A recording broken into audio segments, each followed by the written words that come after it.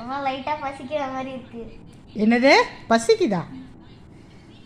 என்னடி சொல்கிறீங்க? நைட்டு 12 மணிக்காடி பசிக்கும்?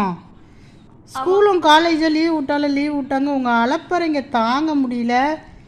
உனக்குமா பெரியம்மா? ஆமாம் பசிக்குது எனக்கு. பசிக்குதா?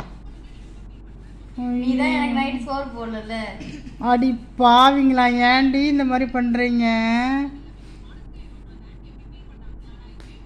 இப்போ சாப்பிட்டே ஆகணுமா நீங்கள்? ஆமாம் சாப்பிட்டே ஆகணும். எழுந்து வந்து தோலை எழுந்துருங்க 2 பேரும். ஐயையோ போதுண்டா சாமி, ஆளை விடுங்க. முதல்ல ஸ்கூலை திறங்க. இந்த லீவில் இவளுங்க பண்ணுற அலப்பறைங்க தாங்கவே முடியல. பாருங்கள், நைட்டு 12 ஆக போகுது. தூங்காமல் கதை பேசி இருந்து ஃபோனை நோண்டி இருந்துட்டு பசிக்குதுன்றாளுங்க. அதுக்கு தான் பனிஷ்மெண்ட்டுக்கு லைட்டை மட்டும் போட்டு விட்டு காவலுக்கு நின்றுட்டுருக்கு. உங்கள் வீட்டில் இந்த மாதிரி அலப்பறைங்கெல்லாம் நடக்குதா? நடந்தால் கமெண்ட் செக்ஷனில் சொல்லுங்கள்.